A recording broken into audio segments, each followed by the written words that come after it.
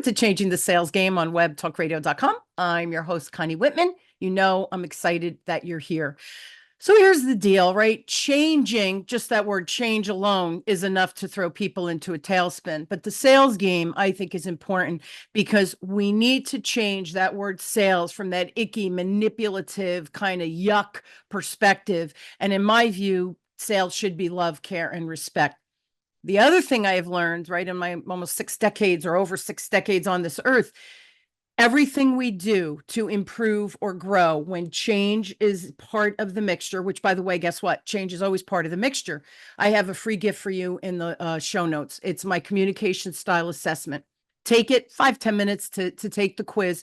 You'll get 2 reports. First report is just your natural communication superpowers, how your message lands without you thinking about it. Important to know and understand. Here's the more important report. Your lowest score, I found, is usually a blind spot. So that means when you're communicating with people 150 degrees or 180 degrees different than you, how's your message landing? So in sales, we really need to understand that communication dynamic because your messaging could be misconstrued or misperceived. So in the show notes, my link and my gift to you. Now, my guest today, to set the stage for our conversation, I chose a quote by William Clement Stone, and William says, "Sales are contingent upon the attitude of the salesman, not the attitude of the prospect." So here's the deal. Whether you work for a company or you own your own business, sales it's a key component to business growth and, more importantly, to scaling that business. So how do we grow without working 100 hours, right, per week? Scaling doesn't mean you have to do everything. We have automation now that is getting better and better every day, as does good time management or solid time management skills. So what are some strategies for scaling a business without killing yourself? Well, I'm glad you asked, because of course I have an amazing guest who we are going to have this conversation about.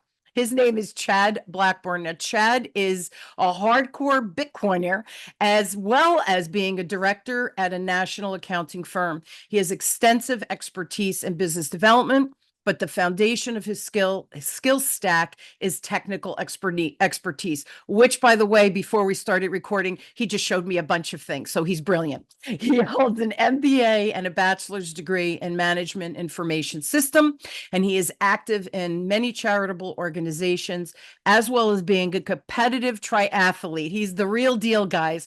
Also, he is married to his lovely wife Hillary, with a 4-year-old little girl and a 1-year-old little boy. So, Chad, thank you. Taking time out of your busy schedule just with the kids. Forget about work and business, right? Thank you for being on and just sharing your zone of genius with everybody. Thank you so much for having me. This is such a fun opportunity, and I've already enjoyed talking to you. Yeah, I Me can't wait too. to chase some of these rabbit holes. Let's go. So before we start, I just want to share, Chad and I were getting to know each other and looking at tech things, and his wife is going to be on my other podcast. So this is right out of the gate. I'm going to give you all a tip. Please talk to people, share what you do, share how you want to grow, and you're always looking to meet interesting people. And now Chad's going to be part of my family. He's going to be stuck with me because now I'm going to meet his wife and she's going to be on the other show.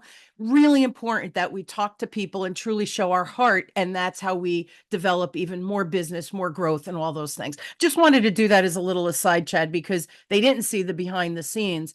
And look, we're already creating magic, and we've spoken for what, 10 minutes? Cool stuff. Right. Yeah, cool stuff. All right, my first question for you. Now, I know you talk about the force multipliers in sales. What do you mean by it, and why are they crucial for scaling in our efforts today, especially? So in every sales environment, regardless if it's a relationship sale or if it's a product sale or a one-call close, it behooves you to start to look for opportunities where you can either automate administrative effort or your prospecting effort, so that you can move beyond simply one in, one out. And I think that's a perfectly natural thing to do as a human. But one of the beautiful things about the unique time that we exist is that these types of tools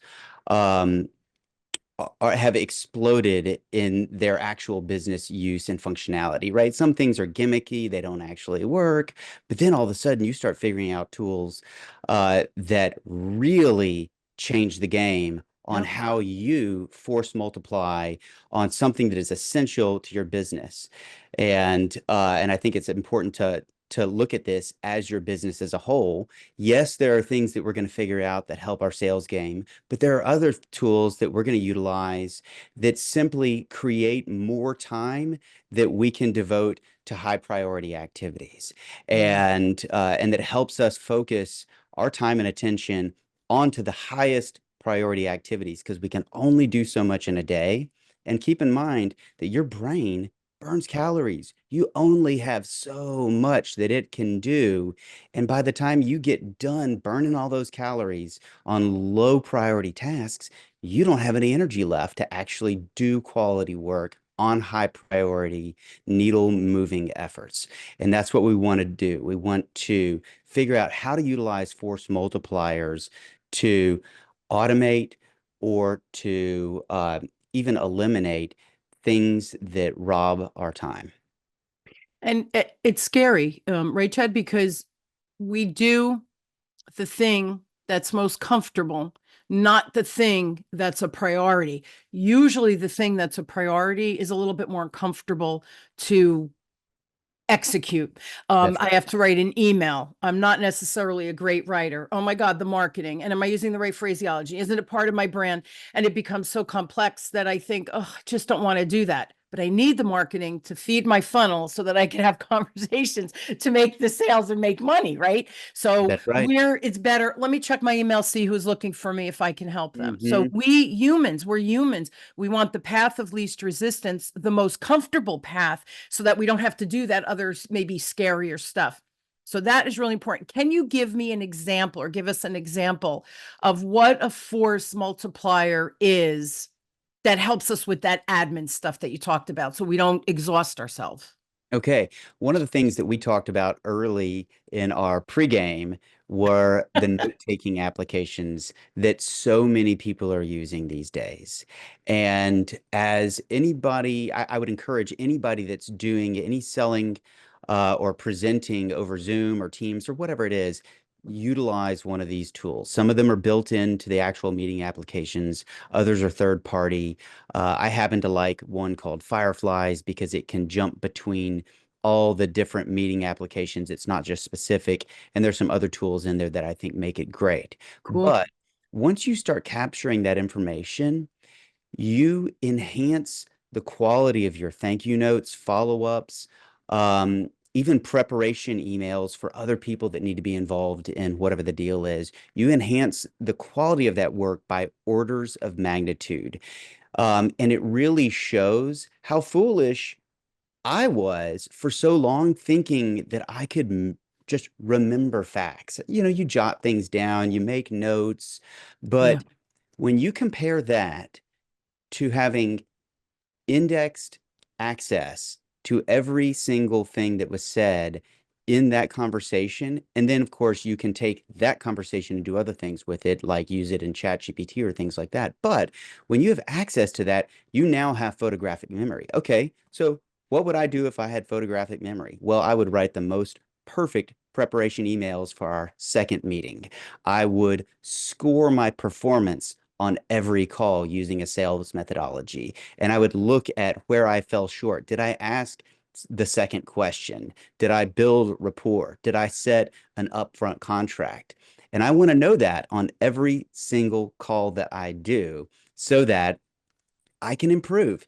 Just like you said, there's no such thing as stay the same. There's no such thing as not change. So you're Correct. either getting worse or you're getting better. And it's your choice what you do. And these tools can help you do that. And when you say getting worse, I just want to define that Okay. That doesn't mean that you lose brain cells. It means that you stay where you are and the rest of the world is moving forward. You've become irrelevant. So just be careful with that. And you know, I was sharing with Chad that I work with banks and credit unions across the country. And I tell a lot of them are shifting from the teller, you know, where you go in and do the transaction to more of the Mhm. universal banker where I see I'm doing your transaction, you have a need, I see the opportunity. I go, oh, come with me, let's have a chat, and we go over to a private room or a desk, right? So I tell them, you're young, you're starting out, you're learning. Don't just think I'm going to be a teller the rest of my life, because not that there's anything wrong with that, the position's going to become obsolete at some point, because we can't just have these very segregated positions anymore. We need to be able to do multiple things in our role. So that's just an example of, if you're learning and growing and you're relevant. As soon as you go, I'm not learning anymore, I'm done, you're dying. And really, really, I do believe that in my heart. So good point that you made. All right, now let's talk about the force multiplier from the human component, and how Mhm. important that is in the sales environment as well. Yeah.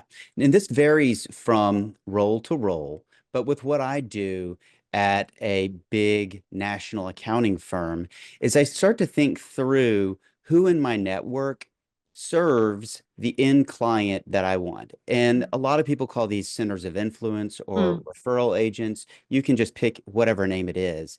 But if you intentionally think through that process, you can start to identify the individuals that are swimming in the same path as you. Now, with what I'm doing at the accounting firm, um, I want to just see if I can have these folks lean into me as a resource, whether mhm. that's a banker, a private equity investor, um, the lawyers.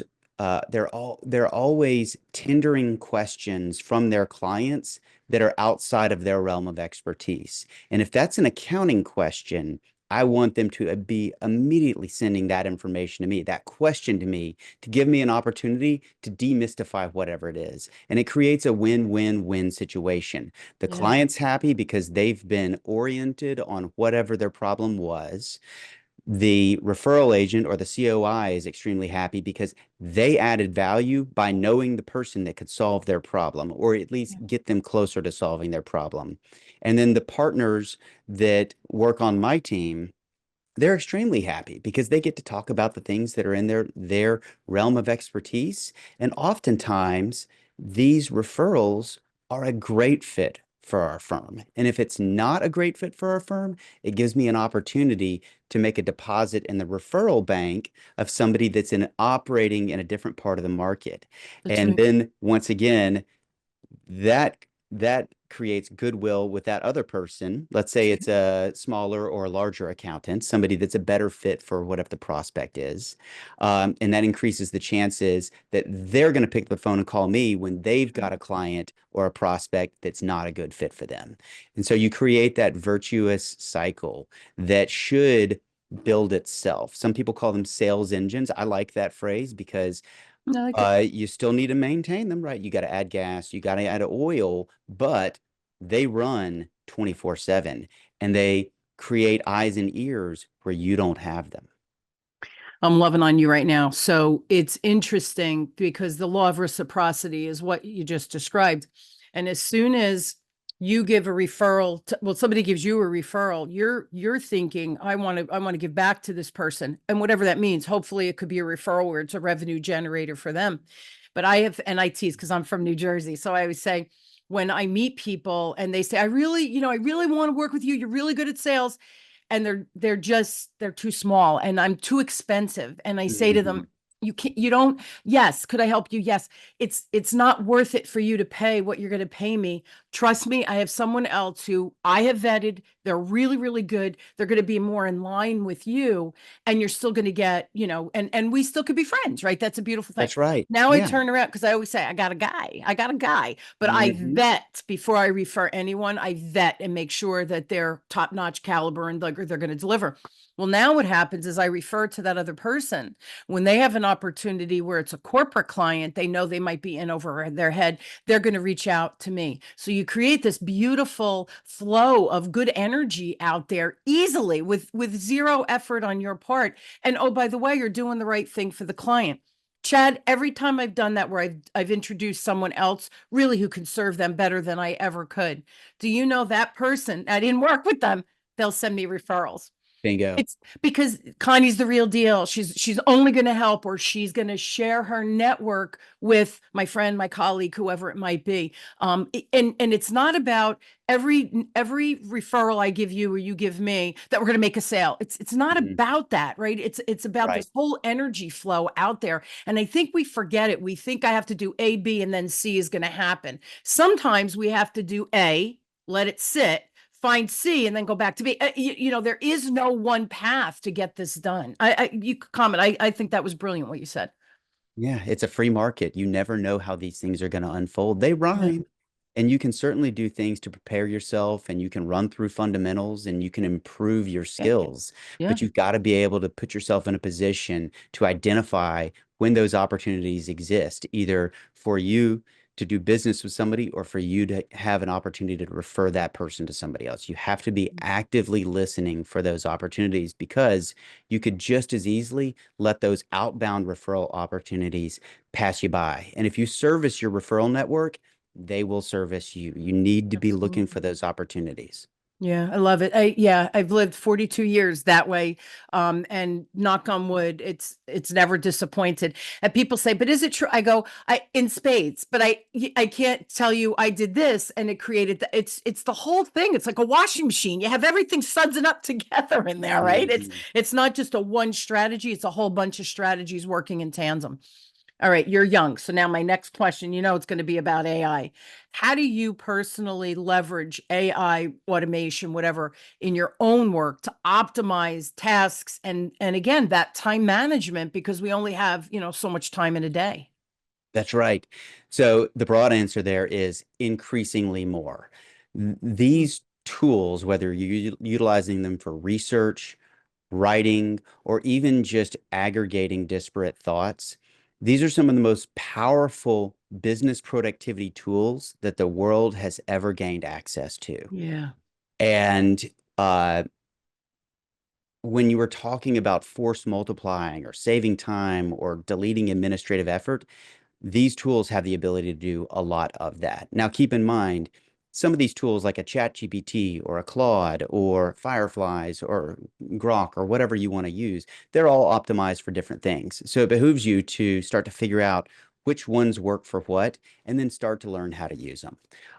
One reason I mention so much, or I encourage people so much to record their calls or have a note taker on their calls is because once you've got a transcript, you can actually take that transcript, drop that into ChatGPT, and start asking it to do things like write the thank you email, Mm. write, uh, let's say, write a summary that I can put in my CRM so I don't lose any facts. How about write a preparation email for the colleagues that I need to bring into the second call? And then before we get to the second call, how about I have ChatGPT utilize that entire transcript to write an email to the prospect reminding them what we talked about, why we're here, who's coming next, what's the flow? It'll do all of those things for you. In fact, it'll even write 8 questions for you, if you know what I'm talking about right now. Yes. So Uh-huh. my mind, you see my mind is turning because the Zoom does the summary notes. I also have a company I use Podscribe, and I like their platform because it's otter. It's all these Hmm. transcription processes, but I can go back. Like, let's say I wanted to write a book, I can go in and they use it almost like a Google platform. So I could say all of my podcasts that were leadership or management related pull up. If there's a specific follow-up conversations we had on sales, it'll pull it up. So it really pulls together all of that information. But those transcripts we use for different things. The Oh, clips yeah. obviously I do video too. We have quick clips that we do and we use to entice people to tune in. All of these things exist. You have to know where to go to get it. That's why That's I was right. curious what you used. Yeah, That's right. I use ChatGPT a lot, I do too. amongst others. But the important thing is to just start using them. And if you've never used ChatGPT, go on there and just do something silly. Maybe even take an email that you wrote recently, go back in your sent folder and pull up an email, and then copy it, paste it in there, and tell it to just make it better. You will be surprised how good a job it does of organizing thoughts for clarity. That is quite possibly one of the most remarkable things that it can do is piece together disjointed thoughts. It really is special. And it's getting better and better. Another one tool I use is Grammarly. Oh, 'Cause I type faster than my mind is hmm going faster. Grammarly is wonderful because it punctuation, all of I'm that. completely dependent upon Oh my Grammarly at this point. I I don't can't know how function I without it. survived, right? Yeah. And the other thing in Grammarly, if you are trying to write, let's say, no, you were talking before about a white paper, and somebody said this to me, and I laughed. I said, "It's true. We have our intellectual property, but we learned it somewhere." So if there's a sentence that I use over and over again, did I hear it and then reiterate that? Could be. I don't remember. Been doing this so long. So there's a section in Grammarly where you can put in to make sure you haven't plagiarized. And not that we're doing it on purpose, but because you've gained all this knowledge, you don't really remember where you got it from. But we certainly want to create our own language. So once you see that, then you could take that, put it into another platform, and then it rewrites it for you succinctly, but now it's not plagiarized. So all of these things, think how much time that saves us versus hmm us having to research. Did I plagiarize? Where did I learn this? Am I using their phraseology or have I made it my own? Again, we don't want to ever show up out of integrity, right? That's really what I'm talking about. So these are some of the tools that are out there. Anything else that you really double down on and use? ChatGPT is great to launch pad you. Be careful because it's still AI written, but I like how you said take your words, have it reworked it, and you're still going to edit it even a little Of bit course. more, right? Oh, Because you yeah. want it to be your voice and yours. Anything else you double down on the AI? There is. There is. And this one is not as much AI as it is just pure time savings. Um, I know that you use a MacBook Pro, right? I do. And that means you probably also use an iPhone. There is a feature that's built in, and Windows computers can do this with a special application, but Mac will do it right out of the box. But it's called text replacement. It's built right into the keyboard, and it gives Hmm. you the ability to write a little shorthand phrase when you're typing something, and that phrase will then expand out to something that is that you've pre-written. Now, as a default feature, they have the word OMW convert to on my way, right? So that's a good example. OMW on my way. Um, but once you start to actually realize how powerful it is, you can write full pre-written email responses. And so as you go throughout your day and you start to notice things that you type over and over, perhaps maybe it's how you introduce your executive assistant on an email thread, or perhaps maybe it is how you reply to a thank you intro email. Right, you can pre-write the structure for quite a bit of that, and that does a couple of things. One, it saves energy and time, but Mm. two, it increases accuracy. It prevents me from mistyping things. Three, I can actually pre-write this, run it through ChatGPT, think about different ways to say this better, and actually get it to a place where this is a really nice little piece of content. And if I notice that I'm doing something two or three times, I'll start to think about how I can do that. You can even do it for conference follow-up, right? Where let's say you have met a lot of people over the last 3 days, you need to do some emailing to do follow-up. I might Mm. take one of my pre-written statements, modify it to make it more specific to the conference, and then save that as its own keyboard shortcut. And that way we can move through that effort a little bit faster. It takes a lot of any of those things that steal your energy and make something sound like a bigger task than it really is, it breaks that down. It's interesting because I was talking to a client once, they were a wealth management group, and I was doing training with them, sales training. And then at some point I said, listen, we can create, you're asking the same questions, create a data bank of questions. You have new people come in, you go to that. That's how you're coaching. You've created it. You know what instead of saying, let's talk about open-ended questions. Here are the ones I use. I said, and he looked at me and I said, we have to create as many internal systems as we can within the sales process, because once it becomes a rinse and repeat, it's a rinse and repeat. You don't have to think about it, like the keyboard, the shortcuts that you just mentioned. So, and he looked at me and he goes, oh my God, that's such a good way to look at it. And I said, my program, right? I have videos now and worksheets. I said, I did it for 2 years before I got it into the system where I know I'm at the point where it's rinse and repeat. And Chad, you know what? I'm still improving it, but it's the Hmm. rinse and repeat. And as soon as we do that, you don't have to think about things, and you're just going in and you're doing. Another example, I believe you should have an agenda for every meeting. Send the agenda to the client saying, hey, here are the things we need to talk about. You get, like you said, take the notes from the last one. Here's my agenda. Is there anything you want to add? We've just Hmm. engaged the client before meeting with them or meeting with them for the second time. Subconsciously, they're like, this chick's on it, man. She's Hmm. organized. She's going through what we're going to talk about. So I show up prepared, but she's opening the door for me to add things. So all of a sudden you have this engagement before you even enter the meeting. And then now if they add something to your agenda, there might be an opportunity for more sales from that. So when I said that, and I go, your agenda should be the same, just, the date, time, whatever, and maybe some of the little things you go in, but the flow of the agenda should be rinse and repeat. It blew his mind. I giggled. I said, I'm so glad I'm blowing your minds here, right? To me, I'm thinking everybody does this. Everybody doesn't do what we're talking about. You got to systematize these repetitive things, because then you could really go out and double down on the networking, or like today I know you ran a event, right? And you were rushing back for us to record. It frees up all of our time to be able to do more of that, to build our brand, to be out in the marketplace. That's how you scale, but you can't do it if you're stuck in the minutia all day. That's right.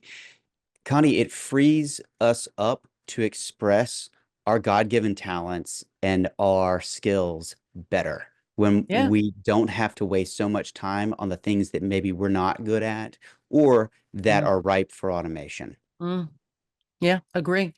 Talk to me about, because I know you work full time, right, at the accounting firm. That's How right. does your role as a director of it's a BD at Becker? Am I saying that? Beckert. Beckert. How Mhm. does that align with you helping these high growth companies succeed? You kind of it's interesting because you have this, that financial background, right? The accounting background, but how are you bridging this, man? It's interesting. That's right. When you identify an entrepreneur that's high ambition and high growth, you can start to see that, and you can start to to listen for information like this person knows the revenue number that they need to hit. They know the Mm, timeline that they want to get mm, the multiple that they need to make everybody happy. Let's say it's a venture-backed company. But when I start to see that, I see an entrepreneur that is wise enough to not burden their internal staff with non-strategic growth-minded elements. And mm, so the way I approach it is I am I'm here to remove those distractions from your internal accounting and finance department so that they can be dedicated to focusing on strategic growth efforts that are directed directly by the CEO and CFO. And mm. then the commodity elements, whatever that may be, uh, can be given to us, either co-sourced, outsourced, or just as simply as a service provider that's completing a task. And so that's what I'm looking for. And so I love to spend time with entrepreneurs and in the tech community because you end up seeing a lot of these folks. As a force multiplier, though, the venture investors are the ones that are going to be your one-to-many relationship, your force multiplier there, because they're touching companies that fit that description they're touching those companies that are going through a life-changing event, that are well capitalized, and they're in a position to give advice, influence Mm. decisions, and they might even ask that an entrepreneur upgrade some things, and then they call me, and we guide them through that process. But we want to see them be successful. It's amazing. So your accounting firm, it's very boutique, right? It almost sounds white glove. That's what I'm picturing. I don't know. Am I missing that You know, in perspective? in a sense it is, because most people's image of accounting really is only the big four or the big three, right? Yeah, Where yeah, you have just people getting burned out like crazy. Now, we're about the 20th largest accounting firm in the country, but we regard ourselves as the big four for the middle market. And mm, by focusing on the middle market, you have companies that are right sized for us, that are going, and the partners in a smaller firm like what we are going to be much closer to the work than they would be in a big four firm. yeah, And so they are going to get a lot more attention from the partners that are leading whatever the project is, because everything is team based at yeah, this point, and the projects that we take on and the size that they are, everything is team based. And each member of that team needs to be operating at the top of their license and at the top of their skill stack. And so you certainly leverage different levels of skill. But when you get into a really big accounting environment, you run into the problem of being the firm's smallest client, which you don't want to yeah, be. yeah. And then you also run into an issue where the partners that truly are the experts are so far from the work that they don't even know that it's going on. Yeah, yeah. Mhm. It's more intimate what you're doing. And I don't mean intimate in a weird way, Chad, but it's much more intimate where you really know that person so that you could, because the business owner has blind spots too when it comes to accounting and stuff like that, or write-offs, whatever it might be. So you really have eyes in the back of the head for the business owner in this case. Yeah, yeah. And they're in an environment where they can be open to ask questions. Yeah, and People not are afraid. oftentimes afraid to call their accountant or their lawyer. They're afraid to call them because they're afraid they're going to get a bill in the Yeah. mail. We want you to call us. We want to help be your trusted Yeah. advisor. We want to help you puzzle through specific decisions, because once again, those might have impact for how we do our work. If you make a decision that's haphazard and we can't undo it, it becomes a problem for everybody. Yeah. Hmm. Yeah. That's crazy. That's true though, right? And it's money's involved usually. So Hmm. money and time. So we want to make sure we can mitigate that. Absolutely. My last question, because we are out of time, but I think it's an important one. Okay. Because you are so locked and loaded with time management, everything you're fitting in. What one time management tip do you think every salesperson really needs to know and do? Schedule your task list. We all work off of a calendar and we all Mm, have our meetings blocked out, but actually put tasks on the calendar. Because if you're just looking at a task list and there's 30 things on there, you might be setting yourself up for a situation where it is actually impossible with the amount of time that you've got in the day to work through that list. yeah. And when you start putting it on the calendar and actually expanding things out to take 15 minutes and 20 minutes. I know that this task is going to take me 5 minutes, so we can start packing those in. But you put yourself into a situation where you end up with a list that you can actually accomplish. And that's a huge win psychologically, to be able to Yeah. make it through the list. Don't put things on the list that you can't do, and regularly cull through that. Schedule it. And then, of course, look for opportunities to delegate some of those items that are on that list. Yeah. And of course, have a virtual assistant or an executive assistant if you Yeah, really, if yeah. yeah, if And you and want to I'll do it. Hmm. and Chad, I'll tell you, I have a virtual assistant and it's so affordable. There's no excuse now with There the is no global excuse. economy. And Yeah.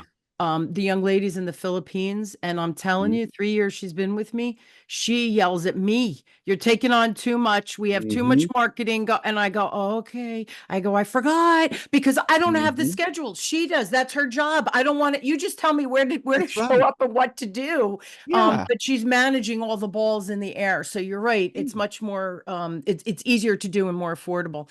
The other thing I just wanted to comment, if my calendar, I put literally 5-minute things that I know I could fit in. I'll put them into my flow of my day so that it's not a heavy lift, but I know I have to get it done this week. If it's not scheduled, that's the stuff that falls through the cracks. And Mhm. usually it's stuff that you have to do, whether it's even my personal stuff. I know I have to do this today, with the holidays coming, especially. I put it in my calendar. It sounds silly, even if it's shopping online during Black Friday. We decorated. It was my birthday. We had all these things going on. I scheduled it and I said to my husband, I blocked out these 2 hours. They're mine to do what I have to do. Okay. And he knows I'm scheduled. So it's like, okay, Con, do what you got to do. And he'll say to me every day, what's on your schedule, especially on the weekends? Is there anything you need to get done? If it's scheduled, you get it done. I love it. I love it. And now, it's all automated. It's on your Mhm. phone. There is no excuse. And you can write so many notes on the calendar. So if you forget, you can actually look at your list on there of things you have to shop for, whatever it is. There's no excuse to not be organized with the automation on the calendars that we have. Chad, I love you. Oh my goodness, I love that you're younger and you have all these great ideas. And thank you for all the help you gave me before we hit It record. is my pleasure. This has been a lot of fun. Oh my God, you're awesome. So here's the deal, everybody. Chad, I'm going to meet his wife too. So he's part of my family. I think he should be part of yours. So reach out to him. Website is chadblackburn.com. I will put his website in the show notes.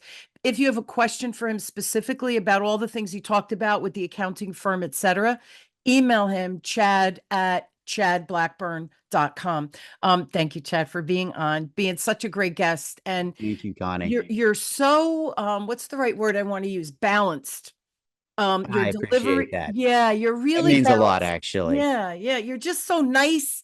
You're intelligent, you're hardworking, but you have a really good heart too. So to me, you're the whole package. It was really a pleasure meeting you. Thank you so much for being Thank on. you so much, Connie. Yeah, thank you.